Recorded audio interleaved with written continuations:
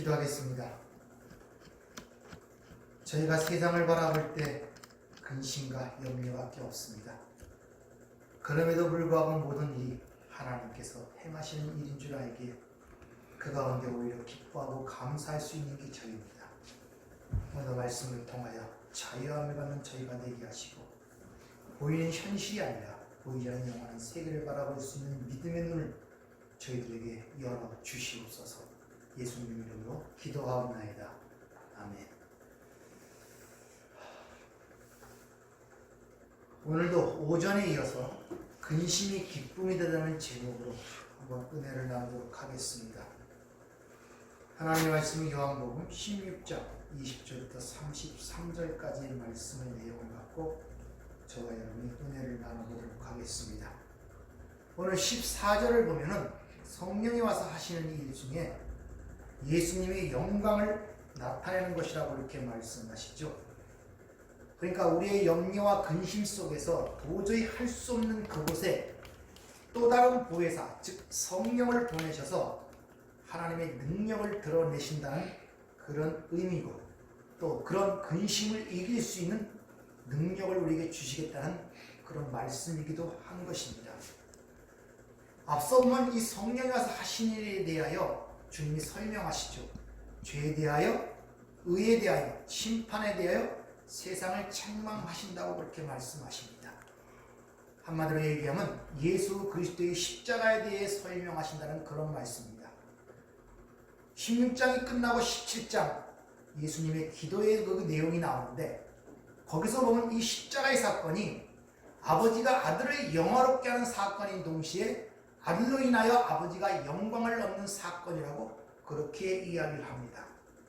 따라서 성령이 예수님의 영광을 나타내신다는 말은 앞에 죄에 대하여, 의에 대하여, 심판에 대하여, 즉 예수 그리스도와 십자가에 대하여 그것을 말씀하신다는 내용과 같은 의미를 갖고 있다는 것입니다. 자, 그러면 하나님께서 어떻게 우리를 통하여 그 근심과 환난을 이길 수 있는 능력을 드러내시는가, 이 문제에 대해서 한번 생각을 해보도록 하겠습니다. 이런 하나님의 능력에 대해서 많은 분들이 오해를 하고 있기 때문에 한번 자세히 살펴보도록 하겠습니다. 먼저 마태복음 24장 23절 이하에 보면 이런 말씀이 있죠. 그때 사람이 너희에게 말하되 보라 그리스도가 여기 있다 혹은 저기 있다 하여도 믿지 말라. 거짓 그리스도들과 거짓 선지자들이 일어나 큰 표적과 기사를 보여 할 수만 있으면 택하신 자들도 미혹하리라. 보라 내가 너희에게 미리 말하였노라. 그러면 사람들이 너희에게 말하되 보라 그리스도가 광야에 있다 하여도 나가지 말고 보라 골방에 있다 하여도 믿지 말라. 또 한 구절을 한번 보도록 하겠습니다. 계시록 13장 12절부터 14절까지의 말씀을 보도록 하겠습니다. 그가 먼저 나온 짐승의 모든 권세를 그 앞에서 행하고 땅과 땅에 사는 자들을 처음 짐승에게 경배하게 하니 곧 죽게 되었던 상처가 나은 자니라. 큰 이적을 행하되 심지어 사람들 앞에서 불이 하늘로부터 땅에 내려오게 하고 짐승 앞에서 받은 바 이적을 행함으로 땅에 거하는 자들을 미혹하며 땅에 거하는 자들에게 이르기를 칼에 상하였다가 살아난 짐승을 위하여 우상을 만들라 하더라. 이스라엘 백성들이 출애굽 시에 그 바로왕 앞에서 그 애굽의 술사들도 지팡이로 뱀을 만들거나 또한 물을 쳐서 피로 만드는 그런 기적과 이적을 행하는 모습이 구약에 기록된 것을 볼 수 있습니다. 즉 이같이 귀신들도 또 거짓 선지자들도 이런 기적과 이적을 행할 수 있다는 사실들을 여러분이 아셔야 됩니다. 따라서 마귀나 거짓 선지도 행할 수 있는 기적과 이적으로 하나님의 권능에 나타나는 방법으로 사용하실 수가 없다는 것이죠. 그들도 행할 수 있는 것을 어떻게 그 하나님의 권능으로 나타내는 방법으로 사용할 수 있겠습니까? 그러므로 마귀나 거짓 선지자가 절대로 할 수 없는 그것으로 하나님은 자신의 권능을 드러내시는데, 이것은 이 세상 사람들이 절대 견뎌낼 수 없는 곳에서 하나님을 신뢰하며 하나님을 인정하는 삶의 모습을 통하여 또 결코 용서할 수 없는 상황 속에서 그들을 용서하는 모습으로, 또 사랑할 수 없는 환경 속에서도 사랑하는 모습으로 하나님의 권능을 드러내신다는 것을 여러분이 잘 인지를 하셔야 됩니다. 즉 하나님의 권능이라는 것은 보이는 현실 속에 나타나는 기적과 이적이 아니라 하나님의 속성과 하나님의 품성과 그 하나님의 권능을 나타내는 것을 의미한다는 것을 우리가 잘 이해를 해야 됩니다. 이렇듯 하나님의 백성들은 하나님의 어떤 속성과 품성을 드러내기 위한 질그릇에 불과하다는 사실을 우리가 항상 기억을 하셔야 됩니다. 고린도후서 4장 7절을 보면 우리가 이 보배를 질그릇에 가졌으니 이는 심히 큰 능력은 하나님께 있고 우리에게 있지 아니함을 알게 하려 함이라, 이렇게 이야기를 합니다. 우리가 창세기 2장 7절에 보면 인간의 만드는 모습이 기록되어 있죠. 하나님께서 흙에서 먼지를 취하여 그 안에 생기를 불어넣으시니 생명이 되었다, 이렇게 얘기합니다. 바로 우리는 먼지가 티끌 같은 존재 안에 하나님이라는 영원한 생명이 담겨 있는 자가 바로 성도인 것입니다. 따라서 이 세상 귀신도 할 수 없는 그것은 바로 우리 안에 담겨진 하나님의 성품, 하나님의 속성, 그래서 창세기 1장의 언어로 빌려서 말하면 하나님의 형상을 의미한다는 것을 여러분이 잘 아시길 부탁을 드립니다. 그래서 성령 하나님께서 우리 안에서 맺으시는 그 열매를 갈라디아서 5장 22절은 이렇게 이야기를 합니다. 오직 성령의 열매는 사랑과 희락과 화평과 오래 참음과 자비와 양성과 충성과 온유와 절제니 이 같을 것을 금지할 법이 없다, 이렇게 기록한 것을 볼 수 있죠. 이것이 바로 성령이 맺으신 열매인데, 바로 성령이 우리 안에 오셔서 우리 삶 속에서 나타내는 하나님의 영광이 바로 이러한 열매들임을 성경은 분명히 기록하고 있습니다. 따라서 우리가 기억해야 할 것은 이런 열매가 우리 삶 속에 나타나기 위해서는 우리에게 그 반대되는 상황이 임한다는 것을 여러분이 유념을 하셔야 돼요. 즉 사랑을 드러내기 위해서는 사랑할 수 없는 그런 환경이 그에게 주어져야 한다는 것입니다. 또 오래 참음을 드러내기 위해서는 오래 참아야 할 그런 환경이 조성되어야 한다는 것입니다. 그리고 화평하기 위해서는 평화로울 수 없는 환경이 그들에게 또한 주어져야 한다는 것이죠. 따라서 성도는 성령이 온 이후에 바로 우리 삶 속에 그런 하나님의 열매, 성령의 열매가 맺히기 위해서는 반드시 성도의 삶 속에 환난이라는 문제가 다가온다는 것을 항상 여러분 기억하시길 부탁을 드립니다. 즉 무슨 말이냐? 성령의 열매가 맺어지기 위해서는 반드시 그 반대의 상황이 우리에게 닥친다는 거예요. 여러분 이런 진리와 이런 것들을 잘 깨닫고 있으면 여러분이 닥치는 상황을 보는 눈이 상당히 지롭게 변한다는 사실을 여러분이 아셔야 됩니다. 즉 우리는 흙 속에서 진주를 캐고 진주를 보는 눈을 가진 자들이 바로 성도인 것입니다. 그러니까 지금 여러분들이 힘들고 어렵고 참기 힘든 상황 속에서 여러분이 참고 인내하고 계시다면 그것이 바로 여러분 안에 계신 성령께서 하나님의 영광을 드러낸다는 것을 여러분이 인지를 하셔야 된단 말입니다.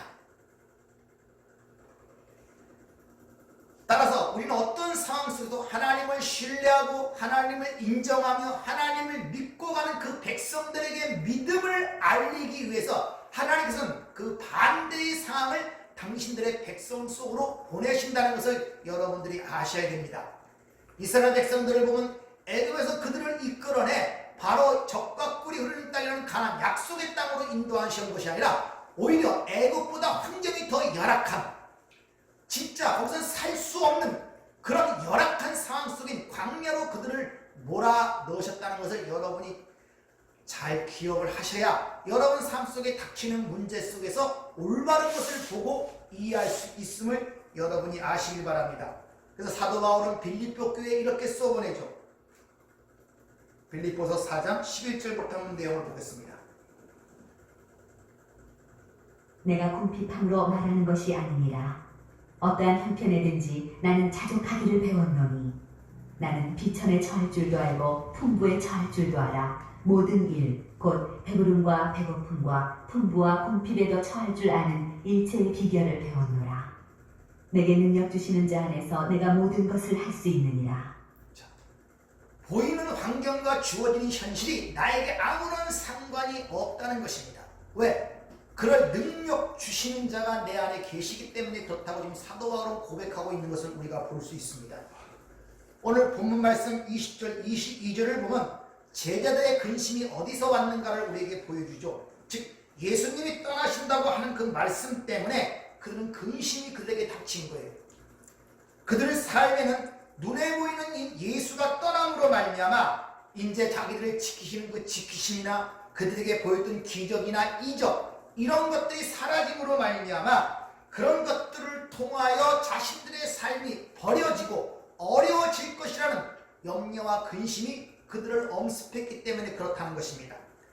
그런데 주님은 그러한 근심이 오히려 기쁨이 될 것이라고 말씀하시는 것을 우리가 볼 수 있죠.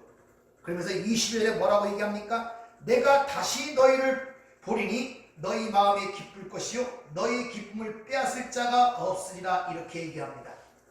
내가 너희를 다시 본다는 말은 어떤 부활이나 재림을 의미하는 것이 아니라 바로 성령으로 오신다는 사실을 그렇게 지금 말씀하고 있는 것입니다. 자, 그럼 보이지 않는 바람 같은 성령이 우리 안에 오셔서 어떻게 그 근심을 기쁨으로 바꿔내는가?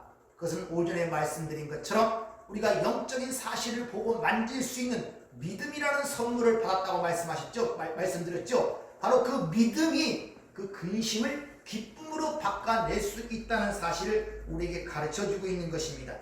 즉 그들 눈에는 여전히 예수님이 보이지 않고 현실적으로 지키심이나 보호하심이 보이지 않지만은 그 믿음이라는 것이 그 안에서 역사하여 그 제자들의 마음의 근심이 오히려 기쁨으로 변하는 그런 엄청난 하나님의 역사를 알게 될 것이라고 지금 제자들에게 말씀하고 있는 것입니다.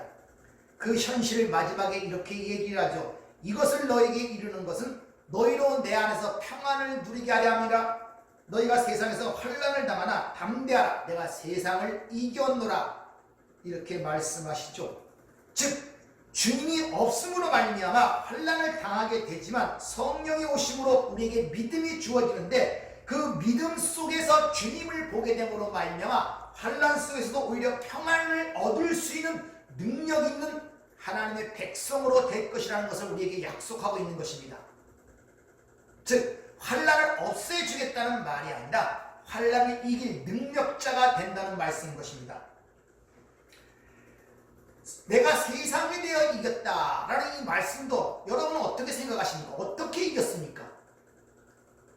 우리가 흔히 생각하는 능력이 있어서 귀신을 쫓아내므로 또 가난한 걸 부하게 해줌으로 이러면서 세상을 이기는 겁니까? 이런 문제에 대해서 여러분들도 한번 자세히들 한 번씩 고민들을 해보세요. 어떻게 예수님이 그런 십자가를 지는 그 상황 속에서 내가 세상을 이겼노라 이렇게 선포할 수가 있는가? 그 의미를 알아야 여러분도 예수님처럼 그런 죽음의 문제에 닥쳤을 때 그런 절박하고 그런 환경이 여러분 사람에게 주어졌을 때 거기서 담대하게 믿음으로 내가 세상을 이겼다고 선포할 수 있지 않겠습니까? 도대체 무엇을 갖고 그렇게 내가 세상을 이겼다고 주님이 선포하실 수가 있냐는 것이죠. 그것은 바로 성령이 오셔서 하시는 일을 이해한 자만이 세상을 이겼다고 선포할 수 있는 것입니다. 뭐라고 얘기합니까? 그들에게 가시적으로 눈에 보이는 보호나 어떤 성취, 체험 같은 게 없을지라도 너희가 죄가 뭔지 의가 뭔지 또 이 세상 임금의 심판이 받았다는 것을 명확하게 이해하게 되면은 어떤 상황이 발발하든지 그 안에서 너희는 평안과 기쁨을 누릴 수 있다는 그 말이에요. 그래서 제가 자주 여러분에게 말씀을 드리죠. 진리를 알지니 진리가 너희를 자유케 하리라. 따라서 하나님의 말씀을 통하여 가장 큰 문제인 죄에 대하여 의에 대하여 심판에 대하여 우리가 명확한 이해와 그 해답을 갖고 있지 못하면 우리는 세상에 휘둘릴 수밖에 없어요. 성경은 세상 임금이 이미 심판을 받았다고 선언하는데 우리는 그 세상 임금에 의하여 아직도 휘둘리고 있다면 그 말씀의 의미를 우리가 아직도 이해하지 못하기 때문에 그러하다는 것입니다. 따라서 우리는 보이는 현상 속에서 때로는 절망의 현장처럼 보이고 낙심과 실패의 현장처럼 보이는 그곳에서도 바로 주님이 세상에 이겼다는 그 말씀을 통하여 우리가 죄가 뭔지 의가 뭔지 심판이 뭔지를 더 분명히 이해했다는, 거기서 오히려 평안을 누릴 수 있는 능력자가 된다는 그런 말씀을 오늘 우리에게 전달해주고 있는 것입니다. 이 세상을 살면서 우리는 많은 여러 가지 어려움과 고난과 예기치 못한 환난을 당할 때가 많이 있다는 것입니다. 그럴 때마다 마치 그것이 나를 이긴 것처럼 나는 거기에 좌절할 수밖에 없고 낙심할 수밖에 없는 그런 상황처럼 그게 보인다는 것입니다. 그러나 주님이 말씀하십니다. 그건 패배가 아니고 그건 믿음으로써 현실 속에서 우리가 승리의 삶을 선포함으로써 너희가 그런 상황 속에서 내가 하나님 나라에 속한 하나님의 백성이 그들 세상으로 보이라는 거예요. 주님께서도 승천하시기 전에 땅 끝까지 뭐가 되라고 말씀하십니까? 내 증인이 되라 그러잖아요. 증인. 예수님은 하나님의 증인으로 이 땅에 오셨어요. 그 하나님의 증인으로 이 땅에 어떻게 사셨습니까? 어떤 상황과 어려움과 절박함 속에서 절대 낙심하지 않고 하나님만 사랑하고 하나님만 하신 대로 순종하는 것을 드러내므로 말미암아 세상을 이겼음을 선포한 것입니다. 즉 하나님의 백성, 하나님의 나라의 왕자임을 선포하셨단 말입니다. 똑같습니다. 예수의 증인이라는 말이 그런 의미가 있는 거예요. 오늘 본문 보면 그것이 어떻게 근심이 기쁨으로 화할 수 있는가, 그 내용을 가르치기 위하여 오전에 말씀드린 것처럼 여인의 산고의 과정을 통해서 생명을 낳는 그것을 들어서 우리에게 말씀하고 있는 것을 볼 수 있습니다. 다시 한번 그 말씀을 읽어보죠. 21절 22절을 보면 여자가 해산하게 되면 그때가 이르렀으므로 근심하나 아기를 낳으면 세상에 사람 난 기쁨으로 말미암아 그 고통을 다시 기억지 아니하느니라. 지금은 너희가 근심하나 내가 다시 너희를 보리니 너희 마음이 기쁠 것이요 너희 기쁨을 빼앗을 자가 없느니라. 이렇게 이야기를 합니다. 아이를 낳기 전에는 여러 가지 고통과 어려움이 있습니다. 불안이 있습니다. 사실 산모들처럼 불안과 두려움이 있는 사람들이 없죠. 왜? 아이가 잘못될까봐 혹시나 하는 마음으로 그런 여러 가지 고통 속에서 그 인생, 즉 10개월이라는 그 개월을 채우지만 그러나 그 아이를 낳은 이후에는 그 10개월간의 고통과 그 모든 어려움이 한순간에 사라진다는 것을 여러분 경험상 잘 알고 계시지 않습니까? 따라서 우리는 아이를 낳기 전에는 그 기쁨을 알지 못하기 때문에 근심과 고통에 젖을 수밖에 없어요. 지금 제자들이 그렇습니다. 제자들이 그 아이를 낳는 기쁨을 알지 못하기 때문에 그 고통과 근심만이 그들의 삶을 지금 지배하고 있는 것입니다. 그러나 우리는 오순절 이후의 이 시대 성령의 엄으로 말하면 영원한 생명이 주어지고 아이를 잉태한 우리들은 그 기쁨을 아는 자들이 예수님이 이미 사망 권세를 깨고 부활하심으로 말미암아 그 기쁨을 하시고 승천과 또한 보혜사 성령을 보내주심으로 말미암아 그것을 우리에게 주시고 우리 안에 그 새 생명을 주셨지 않습니까? 따라서 우리는 이 제자와 다르게 그 기쁨을 알고 하늘의 그 영광을 아는 자로서 지금 당하는 모든 고통은 그 기쁨을 누리기 위한 하나의 과정이며 여정임을 우리가 분명히 알고 있다는 것입니다. 그럴 때 우리는 그 근심이 오히려 기쁨으로 변할 수 있다는 사실들을 여러분이 잘 인지를 하시기를 부탁을 드립니다. 그래서 지금 주님은 야 너희들이 내가 떠난다는 것을 염려하고 근심하지만 그 근심하지 마. 내가 잠시 너희를 떠나는 것은 세상이 줄 수 없는 그 기쁨, 세상이 빼앗을 수 없는 그 기쁨과 평안을 주기 위해서 잠시 떠나는 거야. 지금 제자들에게 그렇게 말씀하시고 있는 거예요.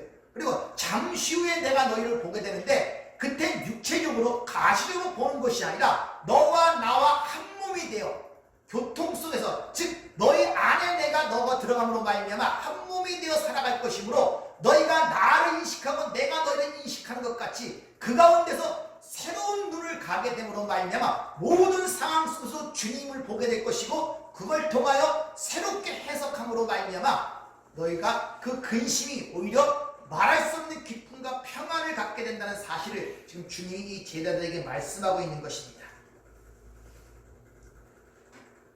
따라서 우리는 이 세상을 살면서 이미 그 기쁨과 하늘의 영광을 아는 자로서 살아가고 있어요. 그리고 내 안에 무엇가 있는 줄 알고 있는 자로서 그 역사의 결말과 종결이 어떻게 끝날 것임을 알고 있는 자들로서 살아가고 있다는 것입니다. 따라서 잠시 현재 속에서 부딪히는 이 모든 문제들은 그런 관점에서 바라보고 지나는 여정 속에서 바라볼 문제지, 그것 때문에 내 삶의 모든 문제가 좌지우지 될 문제가 아니라는 것을 오늘 우리에게 가르쳐주고 있는 것입니다. 임신한 여인을 한번 잘 생각해 보세요. 심한 입덕과 행동의 제약 속에서도 당당히 그날을 위하여 모든 여건과 어려움을 헤쳐나가고 그 시기를 이겨나가는 것을 여러분이 아시잖아요. 따라서 우리는 이 묵시의 세계를 보는 자로서 이 현실이 어떠함을 우리는 잘 인지하고 있습니다. 따라서 그 영원한 세계를 보는 자로서 이 제한된 시간적 역사의 이 세계를 본다면 얼마나 짧은 세월임을 우리가 알겠습니까? 영원에 비해서는 이 시간이라는 세계는 찰나에 불과합니다. 여기서 잠시 후에 잠시라는 단어가 많이 사용되죠. 본문 말씀 속에 보면 이 잠시가 미크론입니다. 미크론은 100만 분의 1을 미크론이라고 해요. 1cm를 100만 분으로 나눠서, 그러니까 얼마나 찰나입니까? 이 불교적 영화는 찰나인데 아주 순간이에요. 순간.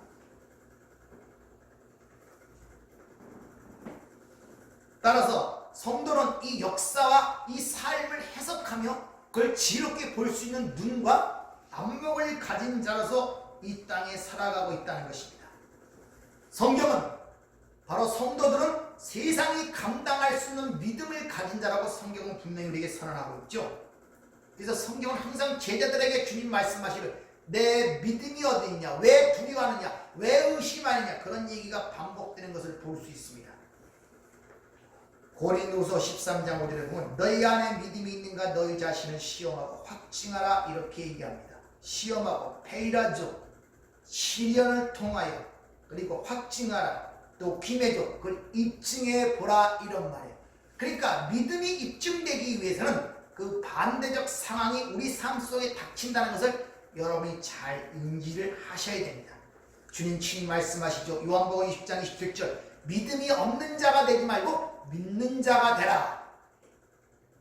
고린도서 2장 5절을 보면 믿음은 단순한 사람의 지혜가 아니라 하나님의 능력이다. 또 에베소 16장 16절을 보면 믿음의 방패로 불 화살을 소멸하라. 또한 디모데서 6장 12절은 믿음의 선한 싸움을 싸워라. 또한 고린도서 5장을 보면 바로 믿음으로 살아가고 우리는 보는 것으로 행하지 않는 자가 그리스도이다, 이렇게 선언을 하고 있단 말입니다.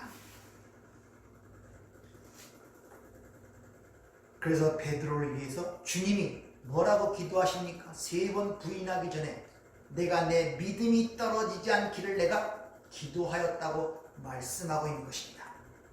바로 지금 주님이 싸우는 것은 세상의 심판자, 즉 세상의 악한 영, 이런 것들이 아니라 바로 우리의 불신앙과 싸우고 있다는 사실을 아십니까? 불신앙.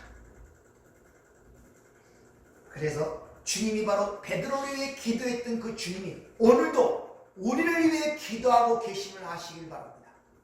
내 믿음이 떨어지지 않기를 내가 기도하였노라. 여러분은 이 땅에서 믿음의 사람으로 살아가는 것입니다. 그러면 여러분이 믿는 바가 무엇인가를 확증하고 그것을 입증하기 위해서 하나님께서는 여러 가지 다양한 방법을 통하여 여러분의 삶에 문제를 던지실 때가 있음을 여러분이 잘 기억을 하세요. 그럴 때 여러분이 하나님을 인정하며 하나님을 신뢰하며 거기서 자신의 믿음을 입증할 때 그것이 바로 하나님을 기쁘게 하는 자라고 성경은 기록하고 있습니다. 믿음 없이 기도에 응답이 됩니까? 믿음 없이 구원을 받을 수 있습니까? 믿음 없이 우리는 한 발자국도 앞을 향하여 나갈 수 없는 것가 바로 우리 성도들인 것입니다. 마지막으로 요한일서 5장 4절의 말씀을 읽고 마치도록 하죠. 무릇 하나님께로부터 난 자마다 세상을 이기느니라. 세상을 이기는 승리는 이것이니 우리의 믿음이라. 예수께서 하나님의 아들이심을 믿는 자가 아니면 세상을 이길 자가 누구냐? 이렇게 얘기합니다. 기도하겠습니다. 은혜롭고 자비로우신 아버지, 한 주간 동안 우리에게 주어지는 상황 속에서 믿음을 보이는 우리의 삶이 되게 하옵소서. 그 믿음을 통해 하나님을 기쁘시게 하는 자가 되게 되고 또 믿음의 사람으로서 하나님의 영광이 될 수 있도록 한 주간과 저희 동행하여 주시옵소서. 예수님 이름으로 기도하옵나이다. 아멘.